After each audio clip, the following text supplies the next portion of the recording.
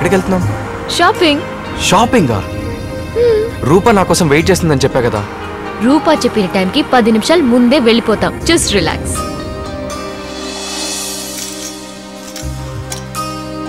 బాగుంది కదా? Good. Super. How's this? Nice. Rupa ఎలా ఉంటుంది? ఫేర్ గా, స్టైల్ గా, మొత్తానికి ఆకాశం నుంచి దిగొచ్చిన దేవతలా ఉంటుంది. దేవతలా ఉంటుందో లేదో తెలీదు, కానీ అందంగా ఉంటుంది. అంతకంటే అందంగా మాట్లాడుతుంది. అంతలా ఏం మాట్లాడుతుంది? చాలా మాట్లాడుతుంది. నాలో మార్పు రావాలంటుంది. తన్ని meet అయినప్పుడల్లా I love you చెప్పాలంటుంది.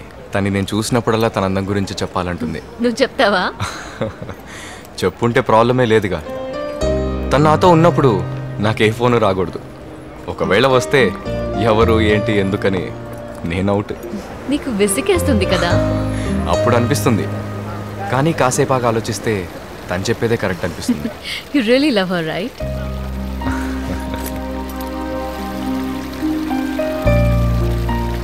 Excuse me. ఏంటండి ఇవన్నీ నీ గర్ల్ ఫ్రెండ్కి. ఎందుకు? తన దగ్గర ఉన్నవి ఇస్తున్నావా లేనివి ఇస్తున్నావా అనేది ముఖ్యం కాదు. గిఫ్ట్ ఇవ్వాలి, అదే ముఖ్యం. అందుకని మీరు? నువ్వు ఎక్కువ వీలైతే డబ్బులు తీసుకుంటాను. మన ఊరి లెక్కలో 10,000 రూపీస్. ఎవరు ఫస్ట్ ప్రపోజ్ చేశారు? ఫారెస్ట్కి ట్రెక్కింగ్ వచ్చింది పెద్ద గ్రూప్తో. అప్పుడు నేను తను గమనించలేదు, కానీ తను నన్నే చూస్తూ ఉండిపోయింది. ట్రెక్కింగ్ పూర్తయి వెళ్లే ముందు నాతో పర్సనల్గా మాట్లాడాలంది. నువ్వెవరని అడిగింది. శంకర్ అన్నాను. నేనెవరని అడిగింది. తెలీదన్నాను. ఇంకెప్పుడు తెలీదని చెప్పకు, నీ లవర్ అని చెప్పు అని చెప్పి వెళ్ళిపోయింది. That's beautiful. మీరు ఒక అందమైన అమ్మాయి. ఇది ఒక లవ్లీ అట్మాస్ఫియర్.